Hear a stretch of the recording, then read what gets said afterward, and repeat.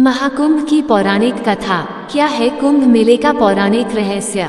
जय श्री कृष्ण। दोस्तों, कुंभ मेला भारतीय संस्कृति और अध्यात्म का सबसे बड़ा उत्सव है। ये केवल धार्मिक आयोजन नहीं, बल्कि एक ऐसा पर्व है जिसमें लाखों लोग अपनी आस्था और विश्वास के साथ भाग लेते हैं। कुंभ मेले का आयोजन हर 12 वर्षों में 4 पवित्र स्थानों प्रयागराज, हरिद्वार, उज्जैन और नासिक पर होता है। इन स्थानों को पवित्र इसलिए माना जाता है क्योंकि यहाँ समुद्र मंथन से प्राप्त अमृत की बूंदें गिरी थीं। कुंभ मेले की कथा का संबंध समुद्र मंथन से है, तो आइए जानते हैं क्या है कुंभ मेले का पौराणिक रहस्य। कुंभ मेला इतना विशाल और भव्य होता है कि अंतरिक्ष से भी देखा जा सकता है। लेकिन हमारे मन में यह सवाल जरूर उठता है कि यह इतना विशाल, भव्य और प्राचीन आयोजन आखिर कहाँ से शुरू हुआ होगा और इसके पीछे का इतिहास क्या है।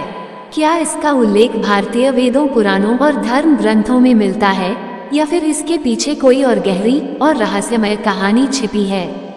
और सबसे रोचक और आश्चर्य वाली बात यह है कि कुंभ के शाही स्नान का पहला अधिकार केवल नागा साधुओं को दिया जाता है, जबकि अन्य साधु संतों को उनके बाद स्नान करने का अवसर मिलता है।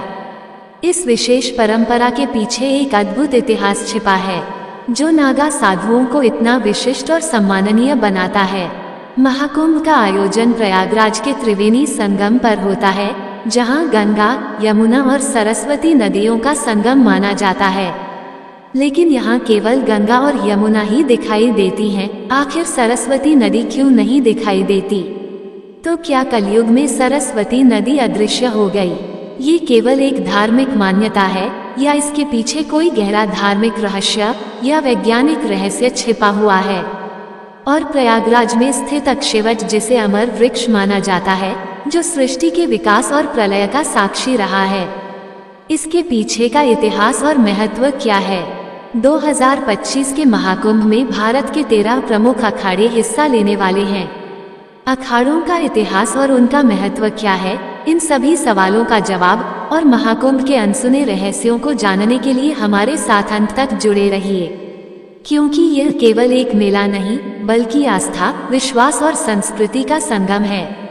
प्राचीन ग्रंथों में कुंभ मेले का स्पष्ट उल्लेख नहीं मिलता, फिर भी इसे भारत का सबसे बड़ा तीर्थ माना जाता है। यही नहीं, इसे यूनेस्को ने मानवता की सांस्कृतिक विरासत की सूची में भी शामिल किया है, जो इसकी ऐतिहासिक और सांस्कृतिक महत्व को दर्शाता है। कुंभ संस्कृत का ऐसा शब्द है जिसका अर्थ होता है कलश या घड़ा। लेकिन अब सवाल यह उठता है कि अगर कुंभ केवल पानी का घड़ा है, तो यह इतना बड़ा और विश्व विख्यात त्योहार कैसे बन गया? दोस्तों, इस वीडियो में हम आपको महाकुंभ के आरंभ से लेकर अभी तक की पूरी यात्रा के बारे में बताएंगे। कुंभ मेले के इतिहास को समझने के लिए हमें 2 प्रमुख पौराणिक कथाओं को जानना होगा, जो इस पर्व की गहराई और महत्व को उजागर करती हैं। तो दोस्तों, आइए सुनते हैं महाकुंभ मेले की पहली कथा। 1. ये कथा सर्पों और गरुड़ देव के बीच की है, जो ऋषि कश्यप और उनकी 2 पत्नियों कद्रु और विंता से जुड़ी हुई है। कद्रु और विंता आपस में 2 बहनें थीं और ऋषि कश्यप की पत्नियां भी थीं। एक दिन कद्रु ने ऋषि कश्यप से वरदान मांगा कि उसे 1000 विषैले और शक्तिशाली पुत्र चाहिए। ऋषि कश्यप ने तथास्तु कहा और कद्रु को 1000 अंडे प्राप्त हुए। ये देखकर विंता ने भी वरदान मांगा कि भले ही उसके पुत्र कम हो, लेकिन वे कद्रु के पुत्रों से अधिक शक्तिशाली हो। ऋषि कश्यप ने उन्हें भी तथास्तु कहा और विंता को 2 बड़े अंडे प्राप्त हुए। समय बीतने के साथ साथ कद्रु के 1000 अंडे फूट गए और उनमें से सांप उत्पन्न हुए। उन सर्पों की मां कद्रु को माना गया। दूसरी ओर विंता के अंडे नहीं फूट रहे थे और उत्सुकता में उसने एक अंडा समय से पहले फोड़ दिया। उसमें से एक अधूरा जीव उत्पन्न हुआ, जिसका शरीर कमर तक ही विकसित हुआ था। वह जीव गुस्से में बोला, मां, आपने मेरे साथ यह अन्याय किया है, लेकिन कृपया आप दूसरे अंडे के साथ ऐसा मत कीजिएगा। वह जीव उड़ गया और उसका नाम अरुण रखा गया। आगे चलकर वह सूर्यदेव का सारथी बना। एक दिन कद्रु और विंता ने सूर्यदेव के सफेद घोड़े को देखकर शर्त लगाई। विंता ने कहा कि यह घोड़ा पूरी तरह सफेद है। जबकि कदरू ने कहा कि उसकी पूंछ काली है। ये शर्त उनकी प्रतिष्ठा पर आ गई और तय हुआ कि जो भी हार जाएगा उसे दासी बनना पड़ेगा। कदरू ने अपने नागपुत्रों से कहा कि वे सूक्ष्म रूप धारण कर घोड़े की पूंछ से चिपक जाएं, ताकि वह काली दिखाई दे। नागों ने ऐसा ही किया और कदरू शर्त जीत गई। विंता को हार मानकर दासी बनना पड़ा। कुछ समय बाद विंता के दूसरे अंडे से एक शक्तिशाली जीव निकला, जिसका चेहरा गरुड़ पक्षी जैसा था और शरीर मनुष्य जैसा था। उसका नाम गरुड़ रखा गया। जब गरुड़ ने देखा कि उसकी माँ विंता कदरू और उनके 1000 सर्प पुत्रों की दासी बन चुकी है, तो उसने अपनी माँ को मुक्त कराने का संकल्प लिया। गरुड़ ने सर्पों से विंता को मुक्त कराने का उपाय पूछा, तो सर्पों ने कहा, अगर तुम वैकुंठ से अमृत कलश लाकर हमें दे दो तो हम तुम्हारी माँ को मुक्त कर देंगे। गरुड़ ने ये शर्त मान ली। वैकुंठ धाम पहुंचकर गरुड़ ने अमृत कलश प्राप्त किया। देवताओं ने उन्हें रोकने की कोशिश की, लेकिन गरुड़ अपनी अद्वितीय शक्ति के बल पर सफल रहे। विष्णु जी ने गरुड़ को रोका और उनसे पूछा, तुम इस कलश को क्यों ले जा रहे हो, जबकि इसे खुद ग्रहण नहीं कर रहे। गरुड़ ने अपनी माँ को मुक्त कराने की व्यथा सुनाई। विष्णु जी ने गरुड़ से कहा, अगर मैं तुम्हें ये कलश ले जाने दूं, तो तुम हमेशा के लिए मेरे वाहन बनोगे। गरुड़ ने इस शर्त को स्वीकार कर लिया। गरुड़ ने अमृत कलश सर्पों के पास पहुंचाया, लेकिन विष्णु जी ने अपनी मायावी शक्ति से अमृत कलश को वहां से गायब कर दिया। गरुड़ ने अपनी मां को दास्ता से मुक्त कराया। इस यात्रा के दौरान गरुड़ पर इंद्र ने कई बार हमला किया, लेकिन वे असफल रहे। अमृत कलश से अमृत की कुछ बूंदें हरिद्वार, प्रयागराज, उज्जैन और नासिक पर गिरी। यही कारण है कि इन 4 पवित्र स्थलों पर कुंभ मेले का आयोजन होता है। महाकुंभ से जुड़ी सबसे लोकप्रिय दूसरी कथा है समुद्र मंथन की, जिसे देवताओं और असुरों के बीच हुआ एक महान प्रयास माना जाता है। 2. विष्णु पुराण के अनुसार एक बार दुर्वासा ऋषि ने एक दिव्य माला बनाई और इसे देवराज इंद्र को भेंट किया, लेकिन इंद्र अपने अहंकार में डूबे हुए थे और उन्होंने उस माला को अपने ऐरावत हाथी के मस्तक पर रख दिया। ऐरावत ने वह माला जमीन पर गिरा दी और अपने पैरों से कुचल डाला। महर्षि दुर्वासा ने इसे अपना अपमान समझा और क्रोधित होकर इंद्र को शाप दे दिया कि उनका वैभव नष्ट हो जाएगा और सभी देवता अपनी शक्तियों को खो देंगे। इस शाप के बाद देवता कमजोर हो गए और असुरों से पराजित हो गए। अपने वैभव और शक्तियों को पुनः प्राप्त करने के लिए ब्रह्मा जी ने देवताओं को सुझाव दिया कि वे असुरों के साथ मिलकर समुद्र मंथन करें। इस मंथन से अमृत निकलेगा, जिसे ग्रहण कर वे अमर हो जाएंगे। ये बात जब देवताओं ने असुरों के राजा बलि को बताई, तो वे भी समुद्र मंथन के लिए तैयार हो गए। वासुकी नाग की नेति बनाई गई और मंदराचल पर्वत की सहायता से सावन के महीने में ही समुद्र मंथन किया गया। अमृत का कुंभ यानी कलश मिलते ही असुरों और देवों में युद्ध हो गया। वामन पुराण के अनुसार आचार्य बृहस्पति ने इंद्र के पुत्र जयंत को संकेत दिया कि वह अमृत कुंभ लेकर भाग जाए। दैत्य अमृत कुंभ के लिए उसका पीछा 12 दिन तक करते रहे, जो कि 12 वर्षों के बराबर था, क्योंकि उस समय पृथ्वी का 1 वर्ष देवताओं के 1 दिन के बराबर था। युद्ध के समय अमृत कुंभ से त्रिलोक के 12 स्थानों पर अमृत की बूंदें गिरी। इनमें से 8 स्थान देवलोक में और 4 स्थान पृथ्वीलोक पर स्थित हैं। हरिद्वार, प्रयागराज, उज्जैन और नासिक यही वो पवित्र स्थान हैं जहां अमृत की बूंदों के कारण कुंभ मेले का आयोजन शुरू हुआ। लेकिन कहानी का सबसे महत्वपूर्ण हिस्सा, जिसे जानना आपके लिए बेहद जरूरी है, अभी बाकी है। श्रीमद् भागवत पुराण के अनुसार कुंभ का जो विवरण है, उसके अनुसार सागर से समुद्र मंथन में 14 रत्न निकले थे, जिनमें सबसे पहले हलाहल या कालकूट विष निकला था। इस विष की ज्वाला इतनी तीव्र थी कि सभी देवता और दानव इससे जलने लगे थे। तब भगवान शिव ने देवता, दानव और समस्त सृष्टि की रक्षा के लिए विष को खुद पी लिया था। विष की तीव्र जलन के कारण शिवजी का कंठ नीला पड़ गया था, इसलिए शिवजी का एक नाम नीलकंठ पड़ गया। विष की ज्वाला को कम करने के लिए सभी देवताओं और दानवों ने शिवजी को शीतल जल चढ़ाया।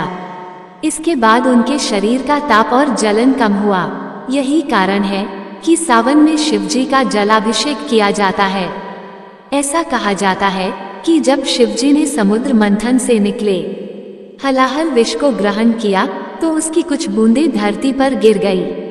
जिन घास की पत्तियों पर यह बूंदें गिरी उन्हें सांप ने चाट लिया, जिससे सांप की जीभ बीच से कट गई। वहीं कुछ विष की बूंदों को बिच्छू और अन्य विषैले जीवों ने भी ग्रहण कर लिया। इसी कारण ये जीव जहरीले हो गए। इसके बाद कामधेनु गाय, उच्चे, शुवा घोड़ा, ऐरावत हाथी, कौस्तुभ मणि, कल्प वृक्ष, अप्सरा रंभा, माता लक्ष्मी, वारुणी, चंद्रमा, पांचजन्य शंख, पारिजात वृक्ष, शारंग धनुष, अमृत कलश अर्थात अमृत कुंभ निकला, जिसे विश्व मोहिनी बनकर भगवान विष्णु ने देवताओं को पिला दिया। इसकी बूंदें हरिद्वार की गंगा नदी, प्रयागराज के त्रिवेणी संगम, गंगा, यमुना और सरस्वती, उज्जैन की क्षिप्रा नदी और नासिक की गोदावरी नदी में गिरी। जहां अमृत की बूंदें गिरी वहां कुंभ मेले का आयोजन शुरू हुआ। प्रयागराज में जहां महाकुंभ का आयोजन होता है वहां गंगा और यमुना का संगम तो साफ देखा जा सकता है, लेकिन सरस्वती नदी दिखाई नहीं देती, फिर भी इसे त्रिवेणी संगम कहा जाता है। तो दोस्तों, अब हम इस सवाल का जवाब जानेंगे कि सरस्वती नदी अदृश्य क्यों हो गई। इसके पीछे की वजह जानने के लिए हमें इतिहास और पौराणिक कथाओं में झांकना होगा। महाभारत के शल्य पर्व में सरस्वती नाम से नदियों का उल्लेख मिलता है। श्रीमद् भागवत पुराण में सरस्वती नदी के प्रवाह और उसके स्थानांतरण की एक रोचक कथा का वर्णन है। पुराणों के अनुसार प्राचीन काल में सरस्वती नदी स्वर्ण भूमि में बहा करती थी। कालांतर में इस भूमि का नाम स्वर्ण राष्ट्र हो गया और धीरे धीरे ये सौराष्ट्र कहलाने लगा। उस समय सौराष्ट्र का क्षेत्र प्राचीन मारवाड़ तक फैला हुआ था और सरस्वती नदी इसी भूमि से प्रवाहित होती थी। यहाँ नित्य सरस्वती की पूजा और अर्चना होती थी, लेकिन समय के साथ इस प्रदेश के लोग यवनों के संपर्क में आ गए और उनके आचार विचार को अपनाने लगे। इससे दुखी होकर सरस्वती जी ने ब्रह्मा जी से अनुमति मांगी और मारवाड़ एवं सौराष्ट्र छोड़कर प्रयाग में आकर वास करने लगी। कहा जाता है कि सरस्वती के यहाँ से चले जाने के बाद ये समृद्ध भूमि धीरे धीरे मरुस्थल में बदल गई और यही मरुस्थल आज राजस्थान के नाम से जाना जाता है। हाल ही में जैसलमेर जिले के मोहनगढ़ में बोरवेल की खुदाई के दौरान अचानक पानी का सैलाब बाहर निकल आया। पानी का प्रेशर इतना ज्यादा था कि लोग इसे देखकर अचंभित रह गए। अब इस घटना को लेकर चर्चा तेज हो गई है। क्या ये प्राचीन सरस्वती नदी का पानी है? क्योंकि इतिहास के अनुसार सरस्वती नदी जो लुप्त हो गई थी उसका रूट यहीं से होकर गुजरता था। ऋग्वेद में सरस्वती नदी को अनवकवती के रूप में वर्णित किया गया है। इसे समृद्धि और जल की देवी के रूप में पूजा जाता था। ऋग्वेद में बताया गया है कि सरस्वती नदी यमुना के पूर्व और सतलुज के पश्चिम में प्रवाहित होती थी। महाभारत में इस नदी को कई नामों से जाना गया है। सरस्वती नदी मरुस्थल में सूख गई थी। महाभारत के विवरणों में भी इसके विलुप्त होने का वर्णन है। यही वह नदी थी जिसके किनारे ब्रह्मावर्त और कुरुक्षेत्र जैसे प्राचीन स्थल बसे हुए थे। महाभारत में ये भी उल्लेख मिलता है कि बलराम ने द्वारका से मथुरा तक की यात्रा सरस्वती नदी के माध्यम से की थी। इसके अलावा यादवों के पार्थिव अवशेषों को इसी नदी में प्रवाहित किया गया था। इन विवरणों से यह स्पष्ट होता है कि सरस्वती एक विशाल और महत्वपूर्ण नदी थी, जो न केवल धार्मिक और सांस्कृतिक महत्व रखती थी, बल्कि यातायात और परिवहन के लिए भी उपयोगी थी। वैदिक काल में एक और नदी का उल्लेख मिलता है जिसे दृशद्वती कहा जाता था। ये सरस्वती नदी की सहायक नदी थी और हरियाणा से होकर बहती थी। समय के साथ जब भीषण भूकंप आए और हरियाणा तथा राजस्थान की धरती के नीचे से पहाड़ ऊपर उठे, तो नदियों का बहाव बदल गया और दृशद्वती नदी ने अपनी दिशा बदल ली। आज इसे यमुना नदी के नाम से जाना जाता है। ये सरस्वती नदी के साथ मिलकर बहने लगी और इसी कारण प्रयागराज में 3 नदियों के संगम को त्रिवेणी संगम कहा जाता है। महर्षि वेदव्यास ने इसे तीर्थराज प्रयाग का नाम दिया, जो गंगा, यमुना और अदृश्य सरस्वती के संगम का पवित्र स्थल है। ये स्थान न केवल धार्मिक बल्कि ऐतिहासिक और सांस्कृतिक दृष्टि से भी अद्वितीय है। प्राचीन ग्रंथों में कुंभ का अर्थ केवल एक साधारण कलश है, लेकिन यही साधारण शब्द दुनिया का सबसे बड़ा धर्म और संस्कृति का अमर प्रतीक बन गया। दरअसल कुंभ मेले का उल्लेख वैदिक ग्रंथों, सूत्र, साहित्य, महाकाव्य, पुराण ग्रंथों, स्मृतियों या धर्मशास्त्रों में नहीं मिलता है। ऐतिहासिक किताबों में इसे माघ मेला या प्रयाग स्नान के नाम से जाना जाता है। कुंभ मेले में शाही स्नान का विशेष महत्व है। पवित्र नदियों में स्नान करना हिंदू मान्यताओं का अहम हिस्सा है। 2025 में कुंभ मेला प्रयागराज में आयोजित किया जा रहा है। इसकी शुरुआत 14 जनवरी 2025 को मकर संक्रांति से होगी और यह 25 अप्रैल 2025 तक चलेगा। इस दौरान करोड़ों श्रद्धालु संगम में स्नान करेंगे और मोक्ष की कामना करेंगे। कुंभ मेला 2025 न केवल एक धार्मिक आयोजन है, बल्कि यह आस्था, एकता और भारतीय संस्कृति का सबसे बड़ा पर्व है। ये हमें समुद्र मंथन की कथा से प्रेरणा लेकर संघर्ष और धैर्य का संदेश देता है। अगर आप आध्यात्मिकता की तलाश में हैं या भारतीय संस्कृति की गहराइयों को समझना चाहते हैं, तो कुंभ मेला 2025 में भाग लेना एक अद्भुत अनुभव होगा। जय श्री कृष्ण। दोस्तों, अगर आपको महाकुंभ की यह जानकारी अच्छी लगी हो तो कृपया कमेंट करके जरूर बताएं। वीडियो पसंद आया हो तो लाइक करें और अपने दोस्तों के साथ शेयर करें। कमेंट बॉक्स में जय श्री कृष्ण लिखना ना भूलें और ऐसे ही और भी बहुत सारी कहानियों को सुनने के लिए चैनल को सब्सक्राइब जरूर करें। धन्यवाद।